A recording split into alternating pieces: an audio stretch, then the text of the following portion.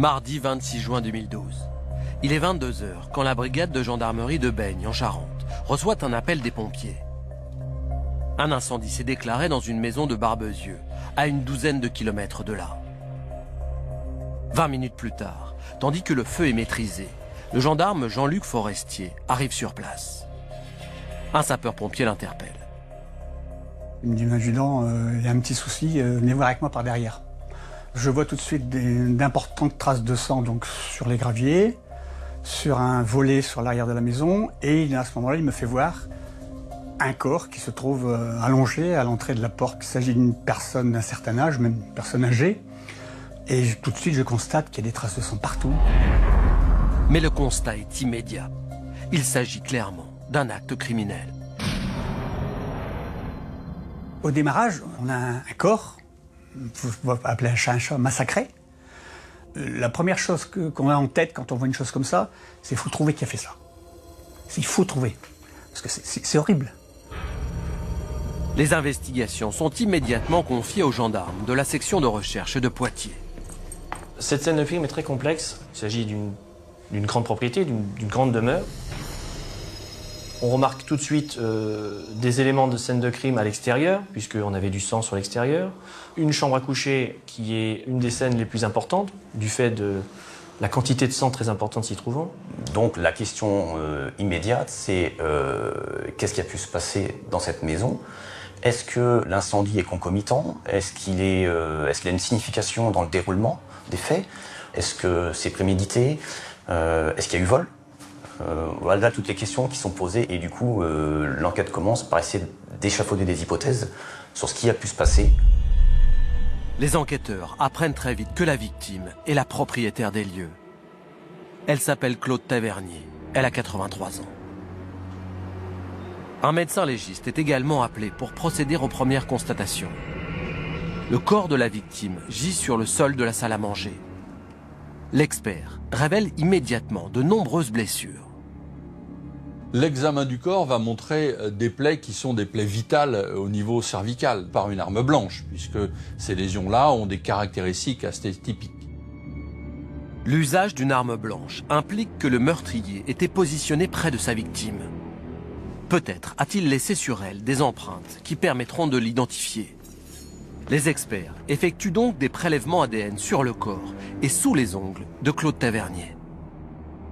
Les techniciens en identification criminelle passent ensuite la demeure au peigne fin, sous le contrôle de l'adjudant-chef Michel Faure. Les divers points d'incendie ne se sont pas développés, en fait. Et de ce fait, le feu n'a pas pu détruire les traces et indices. Vraisemblablement à l'inverse de ce que voulait l'auteur. Dans la chambre à coucher, du sang en grande quantité est découvert. Les investigations y sont particulièrement poussées.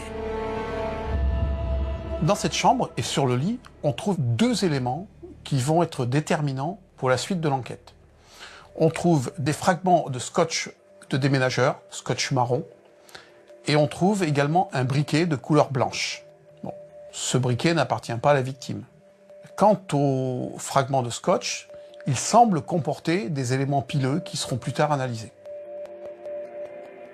Dans la salle à manger, un plateau renversé et des lunettes cassées révèlent ce qui ressemble à des traces de lutte. Un couteau de table y est également retrouvé. Les enquêteurs découvrent aussi qu'il manque un téléviseur, une pendule en bronze, ainsi que la carte bancaire de la victime. Du fait qu'il y ait eu vol, on peut penser à un cambrioleur qui tombe sur le propriétaire. Ça se passe mal, il y a une lutte, il peut y avoir un meurtre derrière, ce qui s'est passé là. Clairement, l'hypothèse, elle est là, un cambriolage qui tourne mal. L'hypothèse du cambriolage est d'autant plus plausible que quelques heures plus tard, la voiture de la victime est retrouvée carbonisée à 3 km de là.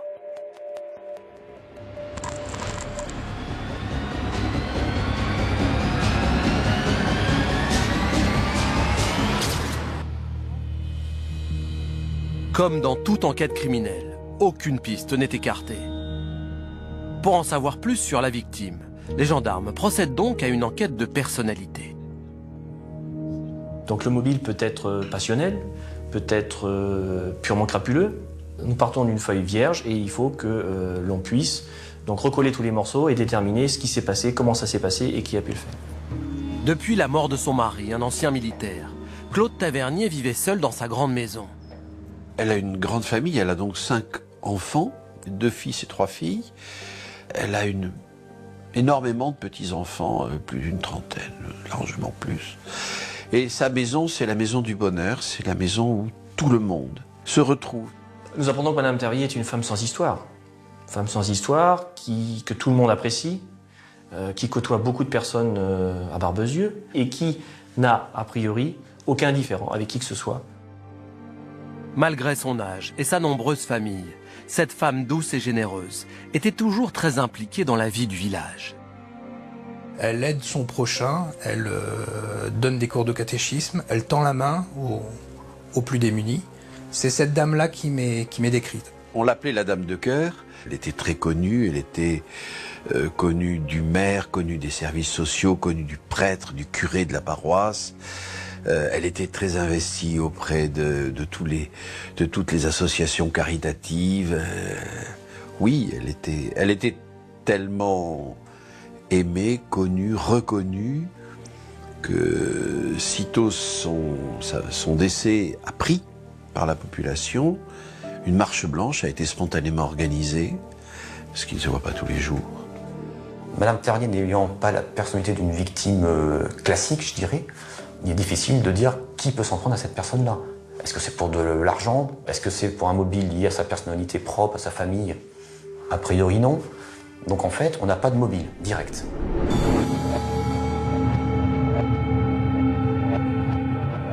L'enquête de personnalité n'ayant rien révélé de remarquable, les enquêteurs espèrent que l'expertise de la voiture leur livrera de nouveaux indices. Une fouille complète de la voiture a été réalisée dans le but de rechercher notamment l'arme du crime ou des éléments provenant de la victime ou de l'auteur. Les investigations effectuées sur le véhicule se sont malheureusement révélées vaines. Plein de questions à ce moment-là, aucune réponse. S'agit-il d'un cambrioleur qui a voulu s'échapper, qui a voulu masquer son crime et parti avec la voiture et la brûler quelque part? Voilà, c'est vraiment, on est dans le flou total, hein, encore une fois, à cet instant-là. Le lendemain de la découverte du drame, un homme est arrêté pour un vol de véhicule. Il est déjà connu des services de police pour de nombreux faits de vol aggravés avec violence. Or, cet homme habite dans un campement situé près de l'endroit où le véhicule de Claude Tavernier a été retrouvé. Pour les enquêteurs, c'est une piste à creuser. Le véhicule découvert à proximité de terrains gens du voyage. Le bassin de délinquance impliquant depuis ces derniers mois cette même communauté. Tout laisse penser que des membres de cette communauté sont impliqués dans le crime. Une surveillance téléphonique est aussitôt mise en place, non seulement sur ce suspect, mais aussi sur tous ses proches. Comme c'est une communauté qui s'épanche assez peu auprès des forces de l'ordre, ces écoutes téléphoniques permettent d'obtenir des renseignements sur ce qui s'y passe, ce qui s'y dit, ce qui peut circuler comme information. Nous en servions comme nos oreilles. Mais aucun élément ne ressort de ces écoutes, et la piste est définitivement écartée.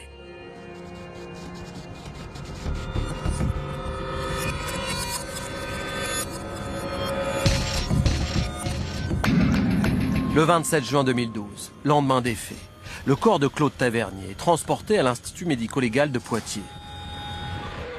Lors de l'examen externe, le médecin légiste constate de nombreuses ecchymoses sur le corps. Pour le docteur Bernard Marc, ce type de blessure est symptomatique.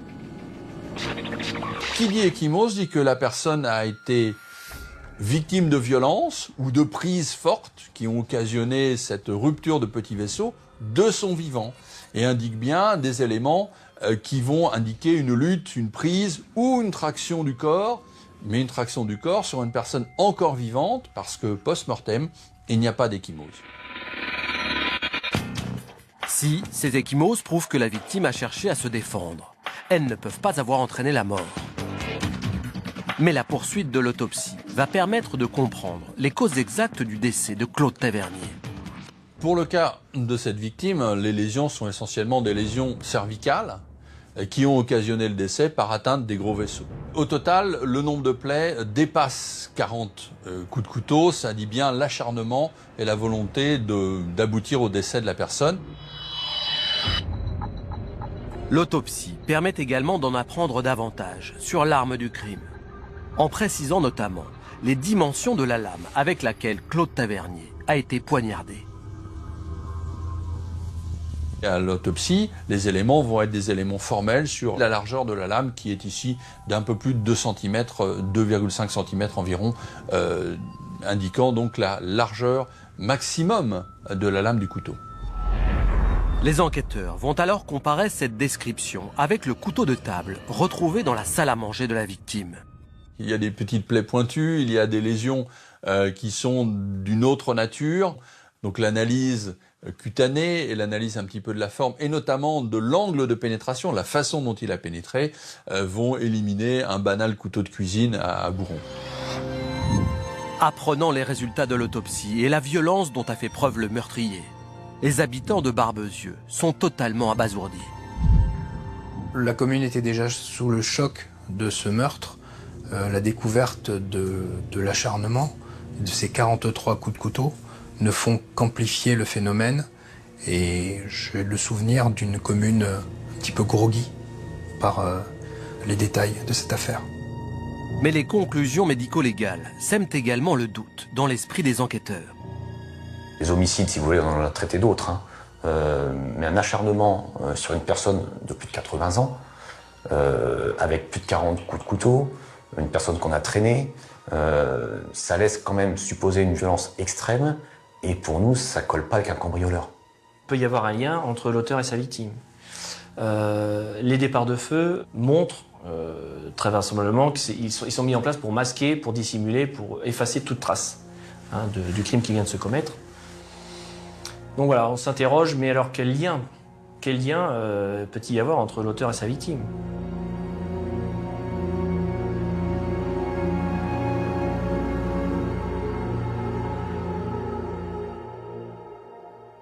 Une enquête de voisinage est alors lancée. Qui, Claude Tavernier, fréquentait-elle?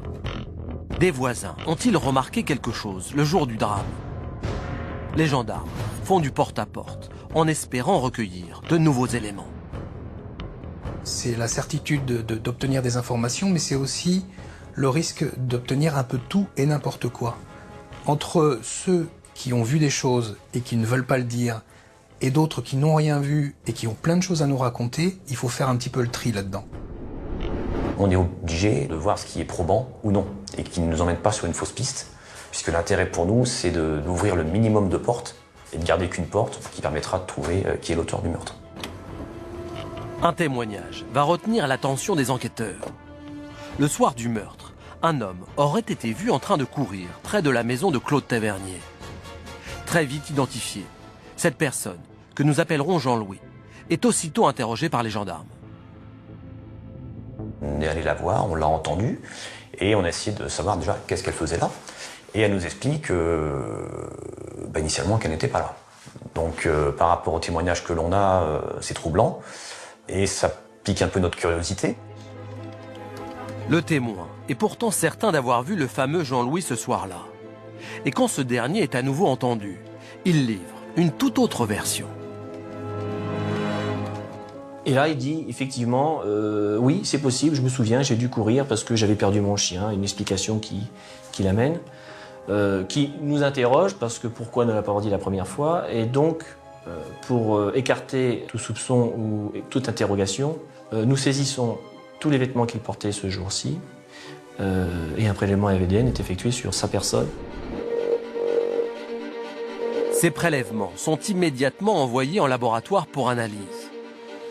Au même moment, les enquêteurs reçoivent les résultats des prélèvements ADN effectués sur le corps de Claude Tavernier. En plus de l'empreinte génétique de la victime, les experts ont découvert un profil ADN masculin, inconnu au FNAEG, le fichier national des empreintes génétiques. Le profil de la personne qui est trouvée sur le corps n'est pas connu. Donc pour nous, c'est un profil X, et notre mission, c'est de mettre un nom sur ce X. Car les gendarmes ont une conviction, Cet ADN est certainement celui du meurtrier. Il est alors comparé avec celui de Jean-Louis. Mais les deux ADN ne correspondent pas. Le deuxième suspect est donc mis hors de cause.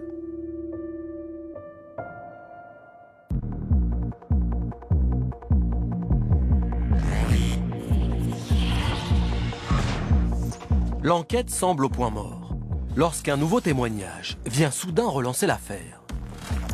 Sylvain Morin, un gendarme de la brigade de Barbezieux, raconte que le soir du meurtre, au moment où il arrivait à la gendarmerie pour prendre son service, il s'est rendu compte qu'il avait oublié ses clés chez lui. Il décide alors de repartir les chercher à son domicile. Vers 20h, en retournant à la gendarmerie, il passe devant la maison de Claude Tavernier.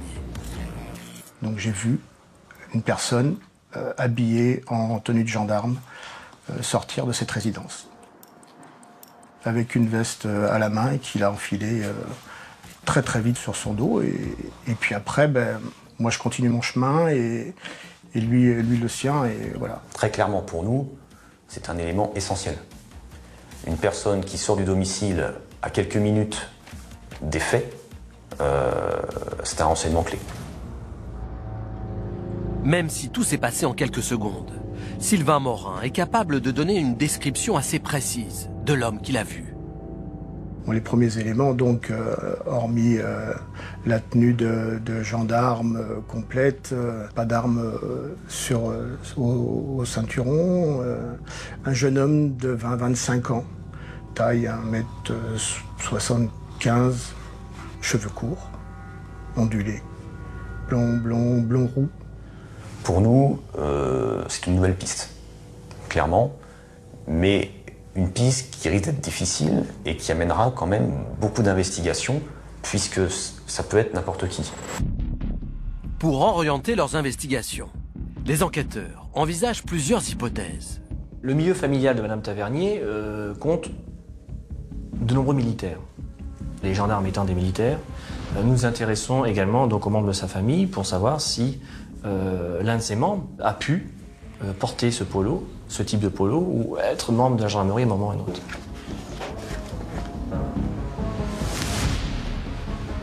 Ces vérifications étant faites, n'amènent aucun élément, donc nous nous concentrons sur les membres actuels ou passés récents de la gendarmerie et ceux ayant pu acheter ou acquérir un polo par d'autres moyens. Ce que les enquêteurs se disent à ce moment-là, c'est que, aussi curieusement que cela puisse paraître, l'un des leurs est peut-être impliqué dans cette affaire. Une liste est alors établie pour répertorier tous les gendarmes, ex-gendarmes et réservistes sur le secteur de la Charente. Et donc nous avons plus de 3000 noms à ce moment-là, de personnes pouvant correspondre au profil de cet individu sortant de la propriété de Mme Tavernier. Et à partir de là, on s'est dit, on va entendre tout le monde. On va essayer de retrouver la trace de tout le monde, de les entendre, de savoir où ils se trouvaient le soir des faits, donc le 26.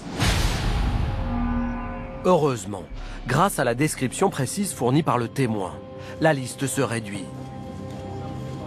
Les critères de recherche portent sur un homme de 20 à 30 ans, aux cheveux blond-roux. 2 mois après le meurtre, un homme qui correspond parfaitement à ce profil est identifié. Il s'appelle Mathieu Buelens. Il a 27 ans et il est roux. Il a été gendarme adjoint volontaire à Barbezieux pendant 5 ans. Ses fonctions ont pris fin le 11 juin 2012, soit 2 semaines avant le meurtre. Autre coïncidence étrange, en 2008, le jeune gendarme était intervenu au domicile de Claude Tavernier, dans le cadre d'une enquête pour cambriolage. Immédiatement, Mathieu Buelens est entendu comme simple témoin.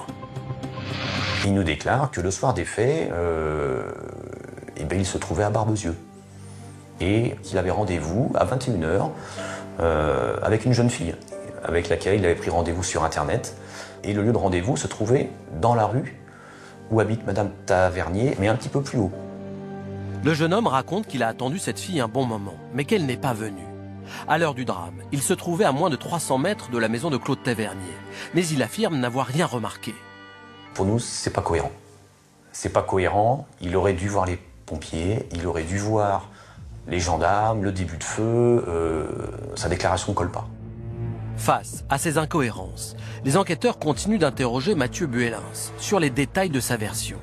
Et après quelques heures, le jeune homme revient sur ses déclarations. En fait, non. C'est vrai, j'avais pas rendez-vous avec une jeune fille, je venais voir Madame Tavernier. Et là, c'est la bascule. Pour nous, clairement, Mathieu Buélens nous ment. Il nous déclare que le 26 juin au soir, il est venu d'Angoulême où il vivait à Barbezieux pour rencontrer Madame Tavernier, que l'on retrouve morte le lendemain matin dans des circonstances dramatiques. Donc là, il est décidé de placer Mathieu Buélens en garde à vue. Les enquêteurs ont désormais 48 heures pour savoir ce qu'il s'est réellement passé entre le jeune gendarme et Claude Tavernier. C'est l'avocate Gaëlle Godec qui prend alors en charge la défense du suspect. Quand j'arrive en garde à vue, Mathieu Buélens est pas quelqu'un qui est très à l'aise. C'est quelqu'un qui est assez replié sur lui-même et on sent que émotionnellement, il y a beaucoup d'enjeux dans le cadre de cette garde à vue. Le jeune homme explique alors aux enquêteurs que depuis le cambriolage au domicile de Claude Tavernier en 2008, il est resté en contact avec la vieille dame. Mathieu Buélens, dans le cadre de sa garde à vue, précise connaître, peut-être pas parfaitement, mais connaître bien Madame Tavernier et se rendre à plusieurs reprises à son domicile, parfois pour discuter de choses et de rien, et peut-être de voir en Madame Tavernier une confidente. Selon Mathieu Buélens, les relations qu'il entretenait avec Claude Tavernier étaient devenues tellement amicales qu'il l'a tutoyé. Pour l'avocat de la famille Tavernier, ceci est tout simplement impossible. Cette affirmation est strictement invraisemblable parce que la personnalité de Madame Claude Tavernier, l'âge qu'elle avait, sa génération, ne facilitait pas le tutoiement, et j'ajoute même que ses enfants la vouvoient. Les enquêteurs sont très perplexes quant à cette relation entre Claude Tavernier et Mathieu Buélens. D'autant que ni les proches du jeune homme, ni ceux de la vieille dame ne semblent être au courant. Claude Tavernier n'a jamais parlé à quiconque des membres de sa famille de visites suivies qu'elle aurait pu recevoir de la part de Mathieu Buélens. Et il est certain que si cela avait été, Madame Claude Tavernier en aurait parlé à l'un ou l'autre de ses enfants ou à l'un ou l'autre de ses gendres ou belles-filles. C'est une certitude. Nous n'avons aucun témoignage qui permet d'affirmer que Mathieu Buélens et Madame Tavernier se sont rencontrés au domicile de Madame Tavernier pour ces discussions ou pour ces échanges. De son côté, Mathieu Buélens continue de nier toute implication dans ce crime abominable.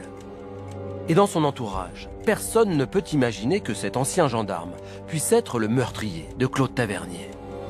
C'est quelqu'un qui était sans histoire, qui était discret, qui était renfermé certes, mais qui n'avait absolument pas le profil d'un tueur. Qui plus est, l'étude de la personnalité du jeune homme va apporter aux enquêteurs une nouvelle surprise. C'est quelqu'un qui est solitaire, mais qui toutefois a une petite amie, qui a trouvé un nouveau travail et qui cherche à passer les examens dans la police scientifique. En gros, pour devenir un agent préleveur, d'intervenir sur les scènes de crime pour faire des écouvillons de recherche d'ADN, de recherche d'empreintes. Quelques jours à peine après le drame, Mathieu Buélens avait même passé et réussi son examen de technicien en identification criminelle. Peut-on imaginer qu'un gendarme, expert de scènes de crime, puisse être un assassin? Et si les enquêteurs faisaient fausse route?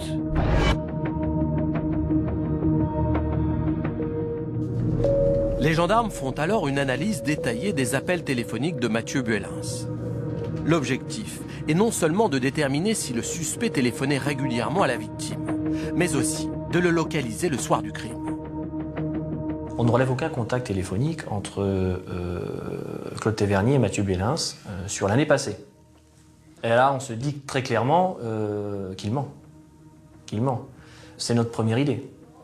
Et on s'aperçoit que le 26, du soir du 26 jusqu'au 27 à midi, le téléphone de Mathieu Buélens est inactif. Il n'est pas géolocalisable. Ce qui est assez étrange puisque le reste de la facturation détaillée montre qu'il y a une activité permanente de son téléphone, sauf le 26 au soir. Les enquêteurs décident de confronter le jeune homme à ses incohérences. Et soudain, ces nouvelles déclarations vont donner à l'affaire une tournure inattendue. Et là, il va préciser quelque chose qu'il n'avait pas encore dit, à savoir le fait pour lui de s'être rendu au domicile de Madame Tavernier une première fois.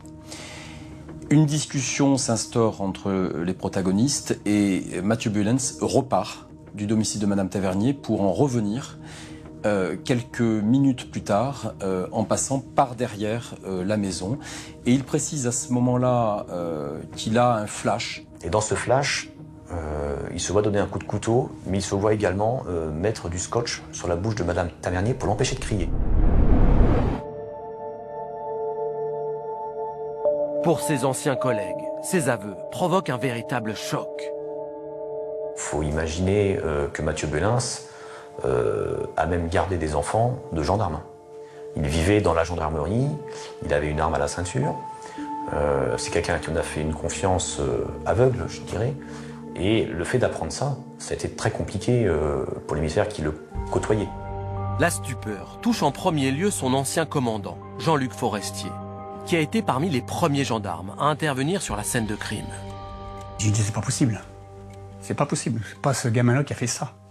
C'est un gamin, je n'ai jamais eu aucun problème avec lui. J'ai jamais réussi à mettre l'image de ce que j'ai vu sur place avec le gamin que j'ai connu pendant 5 ans. J'arrive pas à mettre Mathieu sur ce truc-là. C'est pas possible.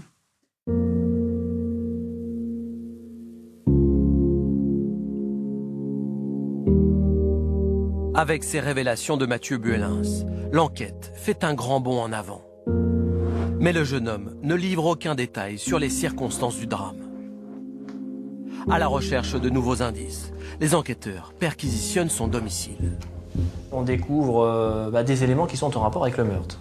On découvrira des rouleaux de scotch du même type que ceux qui ont été découverts lors des constatations et qui ont servi à entraver et bâillonner Madame Tavernier.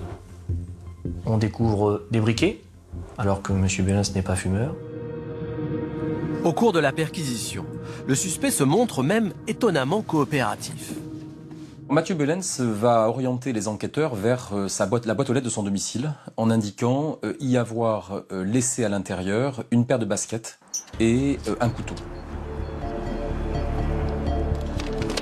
Les enquêteurs mettent le couteau sous scellé et l'envoient en laboratoire pour analyse. Ils veulent savoir s'il s'agit bien de l'arme du crime. Sur la forme de la lame, on sait qu'il ne s'agit pas d'une lame droite. Elle a des éléments indicateurs d'un couteau qui peut avoir une certaine courbure, comme vont l'avoir quelques couteaux de chasse ou couteaux avec un bout très piquant. Et en comparant le type d'arme et le type de lésion observé lors de l'autopsie, on aura des éléments de cohérence. Le couteau retrouvé chez Mathieu Buelens est donc compatible avec les différentes plaies constatées sur le corps de Claude Tavernier. Pour confirmer qu'il s'agit bien de l'arme du crime, une expertise en traces génétiques est alors pratiquée pour vérifier si l'ADN de la victime apparaît sur le couteau.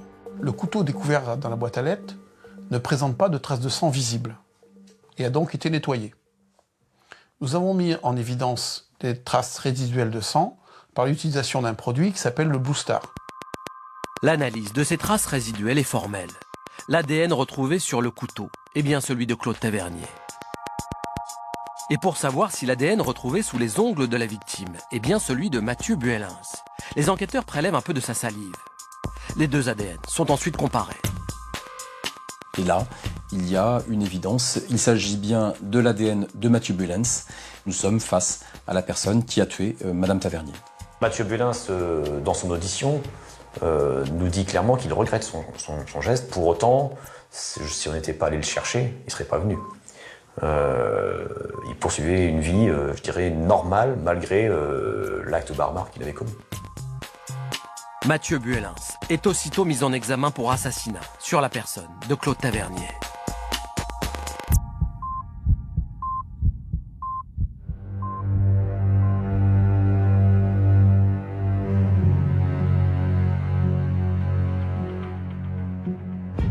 Interrogé à nouveau, Mathieu Buelens reste très évasif sur le déroulement des faits.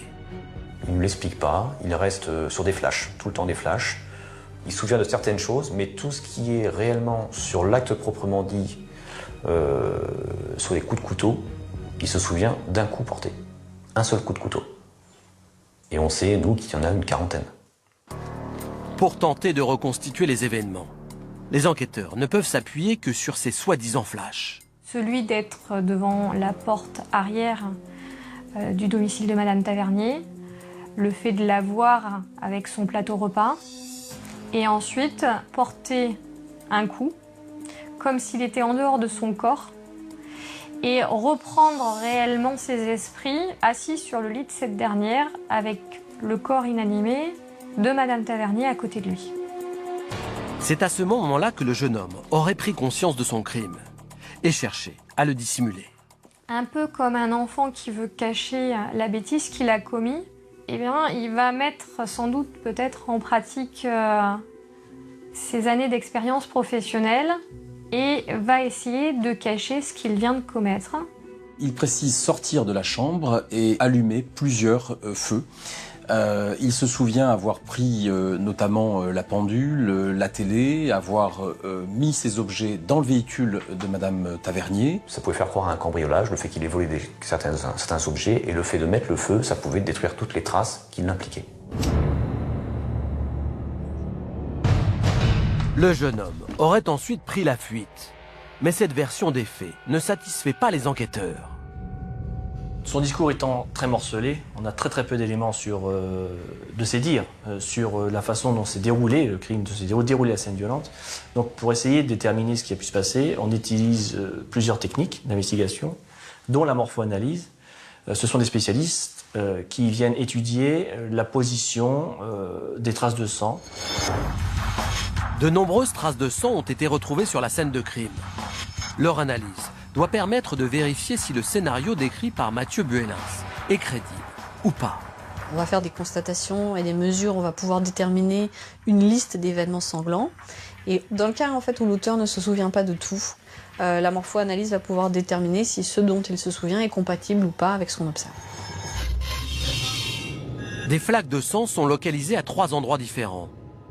Sur le lit, sur le perron et dans la salle à manger, là où le corps de la victime a été découvert. Pour les spécialistes, il s'agit de faire parler les indices. Une flaque de sang, ça va indiquer une position statique, plus ou moins longue, d'une source de sang, d'une blessure à un endroit donné. Les experts commencent leurs investigations par la chambre à coucher. Avec les traces de sang, on peut établir de manière plausible, vraisemblable, que la victime a été principalement agressée dans la chambre, au niveau du lit. Et je dirais même sur le lit. C'est là qu'on trouve les traces de sang les plus importantes. Donc on imagine bien que les coups là ont été portés sur une personne allongée. On comprend mieux d'ailleurs que sur une victime allongée, sans possibilité de faire de grands mouvements, il y ait la possibilité de grouper des lésions au niveau du cou, ce qui est le cas avec une trentaine de coups de couteau portés. Entre la chambre et le perron, des traînées sanglantes indiquent un déplacement. Tout l'enjeu de cette expertise en morpho-analyse en traces de sang est désormais de déterminer si la victime s'est déplacée toute seule ou si elle a été traînée au sol. On va faire la distinction entre des traces de transfert glissées qui indiquent qu'en fait un élément ensanglanté est en contact avec une surface et glisse sur le sol, et par exemple des traces passives qui sont, elles, des traces qui sont circulaires, qui n'ont pas du tout la même forme.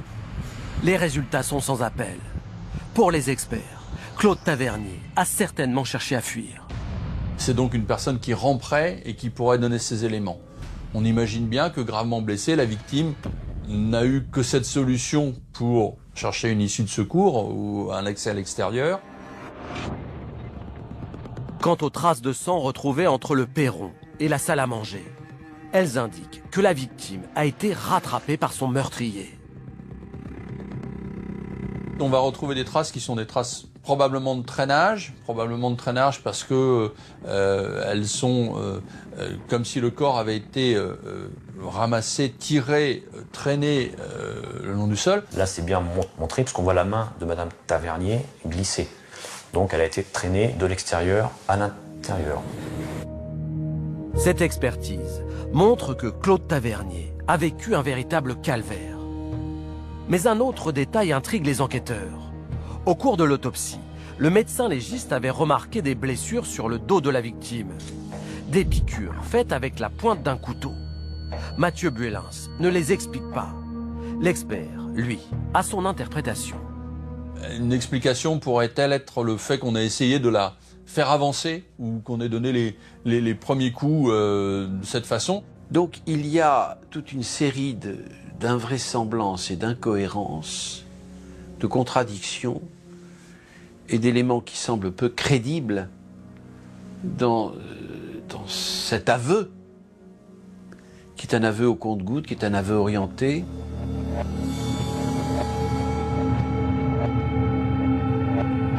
Si les enquêteurs connaissent l'auteur des faits, ils ignorent son mobile. Pour comprendre ce qui a poussé Mathieu Buelens à commettre un tel crime, une expertise psychiatrique est demandée. En charge de cet examen, le docteur Oba remarque très vite que le jeune homme a du mal à exprimer ses émotions, et notamment sa colère. Un sujet équilibré doit être capable de manifester de manière adaptée et souple son agressivité. Un sujet très inhibé, pour un psychiatre, c'est un sujet très violent, qui inhibe son agressivité. D'ailleurs, pour Mathieu Buelens, on en a la démonstration claire, nette et précise.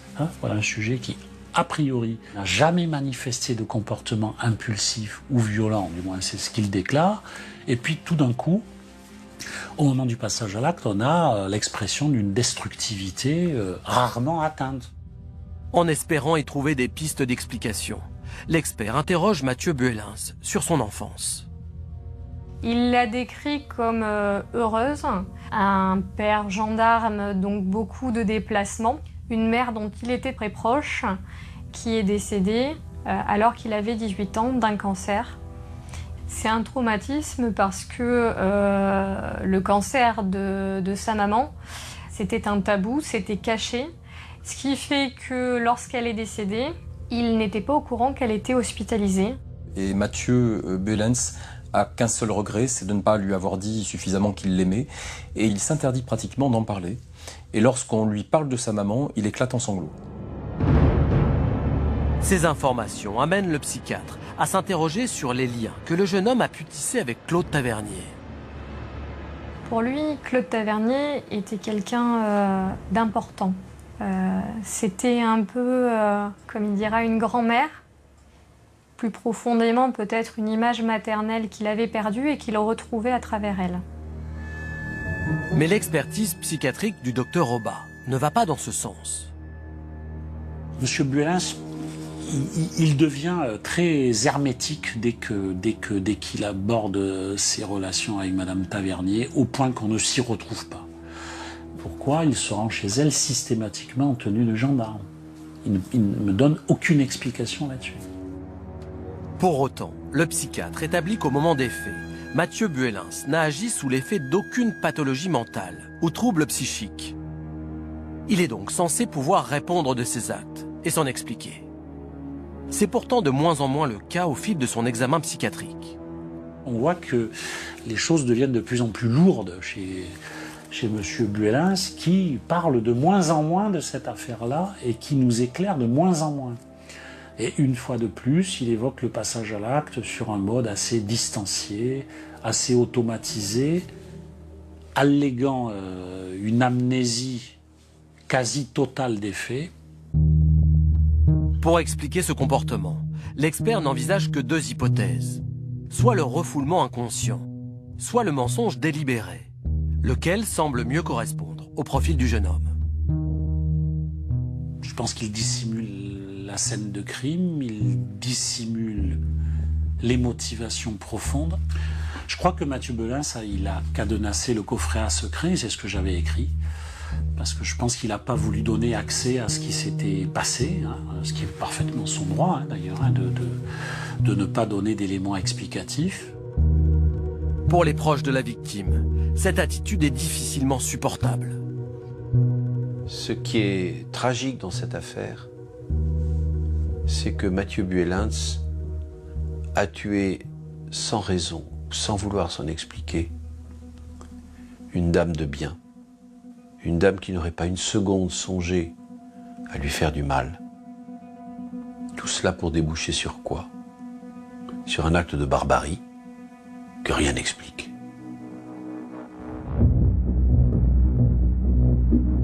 Pourquoi Mathieu Buelens a-t-il asséné plus de 40 coups de couteau à Claude Tavernier? Enquêteurs et experts se perdent en conjectures. Le meurtrier prétend que le soir des faits, il ne va pas bien. Il a des idées noires. 2 semaines plus tôt, son contrat de gendarme volontaire a pris fin. C'est comme s'il avait peur de décevoir sa mère décédée. Il se rend alors chez Claude Tavernier, peut-être dans l'idée d'y trouver un peu de réconfort. Lorsqu'elle apprend de la bouche de Mathieu Buelens que celui-ci n'est plus gendarme, elle a peut-être pu indiquer « ce n'est pas grave, ne t'inquiète pas, tu peux faire autre chose ».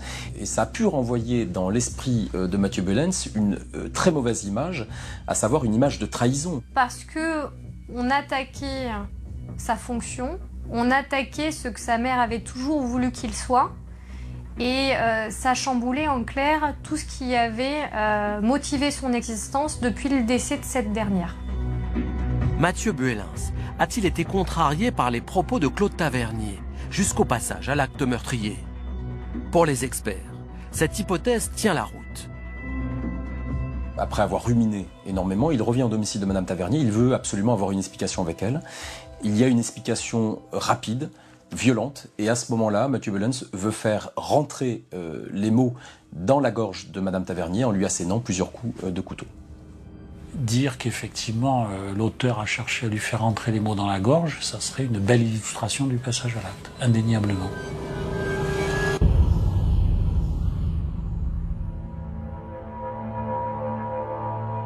Tous les scénarios envisagés ne sont que des hypothèses. Et les enquêteurs continuent de chercher la vérité. Le 25 mars 2013, soit 9 mois après le drame, ils espèrent que la reconstitution des faits permettra à Mathieu Buelens de recouvrer la mémoire. Lorsqu'on a pénétré dans la maison de Madame Tavernier, on a vu l'attitude de Mathieu Buelens complètement changer. On a retrouvé un homme qui se repliait sur lui-même, apeuré, jusqu'à être dans l'incapacité de rentrer dans la chambre de Madame Tavernier. Pour l'avocat du jeune homme, cette attitude a une explication. Pour lui, c'est au-dessus de ses forces. Moralement, c'est impossible. Parce qu'il se remémore la scène, même s'il a des absences, de nombreuses absences, il refuse de regarder le lit, il détourne le regard, il pleure. Et là, c'est impossible. On a essayé à 5 ou 6 reprises. Je lui ai parlé, je lui ai dit qu'il fallait, pour la mémoire de Madame Tavernier, il fallait tenter à nouveau. Et c'était totalement au-dessus de ses forces. Face à cette situation, le juge d'instruction décide de faire appel à une méthode peu répandue en France, l'hypnose. C'est la première fois de ma carrière que je vois un juge d'instruction avoir recours à une méthode d'hypnose pour essayer de déterminer les raisons du passage à l'acte. Evelyne Josse est psychologue spécialisée. Elle a souvent eu recours à l'hypnose pour aider la police belge dans ses enquêtes. En hypnose judiciaire, on utilise donc l'hypnose dans le but de retrouver de nouvelles informations par rapport à une affaire, comme par exemple le visage d'un auteur, une voiture, une plaque de voiture. Quand on est en hypnose, on ne se remémore pas les choses, on les revit, donc c'est beaucoup plus fort. Les enquêteurs comptent beaucoup sur cette technique pour faire parler Mathieu Buelens. Encore faut-il que le jeune homme accepte de s'y prêter. Tout le monde est hypnotisable parce que c'est simplement un état très naturel. Ces moments où on part un peu dans la lune, où les autres parlent et on n'entend plus. On est tout à fait capable de se déconnecter et d'être complètement dans son monde intérieur. Mais il faut vraiment le vouloir, il faut vraiment accepter. Mathieu Buelens va accepter de se soumettre à l'hypnose, mais eu égard à l'émotion dans laquelle il se trouve, il va être décidé que cette hypnose se réalise dans le fourgon cellulaire. La séance d'hypnose a donc lieu en dehors de la scène de crime. Mais elle ne donne pas les résultats attendus. La psychologue avance une explication. Quand on est en état d'hypnose, on est conscient de ce qu'on dit. On ne peut pas faire dire quelque chose et faire faire quelque chose à une personne qui est en hypnose. Elle garde un certain contrôle. Vous savez, je vais vous le dire par l'absurde, hein. Si c'était si facile de faire dire les choses comme ça aux gens, vous auriez chaque semaine dans les journaux encore un hypnothérapeute qui a demandé à son patient son numéro de compte en Suisse et qui lui a vidé ses comptes. Alors s'il dissimule, évidemment, il n'a aucune raison de dire ce qu'il est en train de revivre non plus.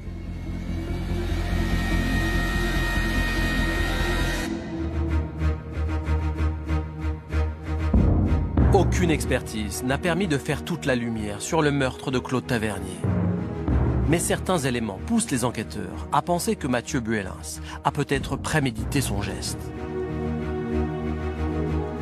Il vient au domicile avec du scotch, avec un briquet alors qu'il ne fume pas. Il se présente avec un couteau. Pourquoi faire? Tout ça interroge. Soit il s'agit de pure coïncidence, mais on est sur 3 coïncidences au même moment, au même endroit. Ce qui pose question, ou alors ces éléments ont été amenés sciemment dans un but précis par Mathieu Buelens chez Madame Tavernier. Au sujet des morceaux de scotch qu'il a utilisés pour bâillonner la victime, le jeune homme donne aux enquêteurs une explication.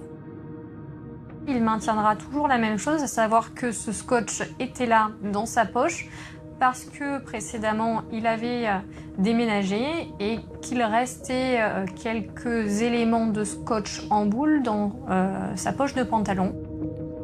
Pour Michel Faure, cette version ne tient pas la route, car elle contredit les constatations effectuées sur la scène de crime. On a retrouvé des éléments pileux appartenant à la victime sur la partie collante du scotch. Ce scotch a donc été collé sur la bouche de la victime. Le fait qu'il soit collant, ce dernier n'a donc jamais été utilisé et provenait vraisemblablement d'un rouleau. Donc ce qui est acquis, c'est que Mathieu Buelens est venu à Barbezieux dans l'intention de voir la victime, mais il y est venu avec un couteau, du scotch, un briquet. Et pour nous, ça, c'est une préméditation.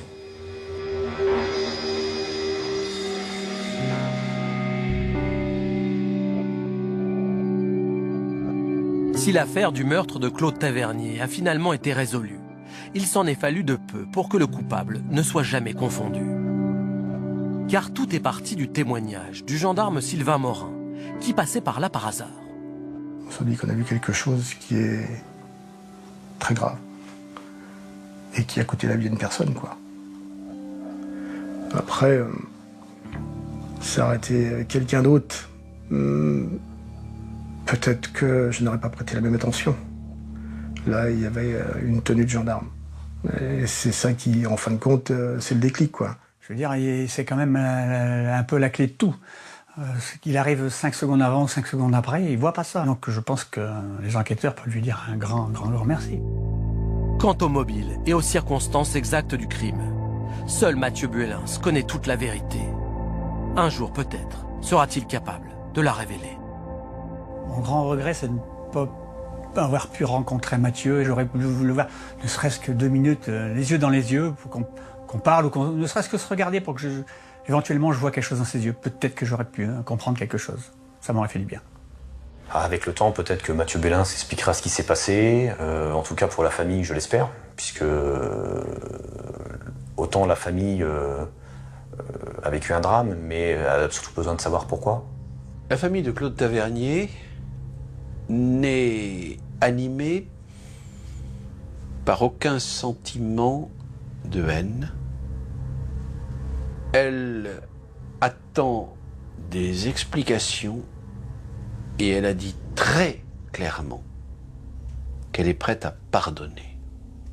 Ce qui impose que Mathieu Buelens reconnaisse dans quelles circonstances, comment et pourquoi il l'a fait. Un pardon, c'est cela.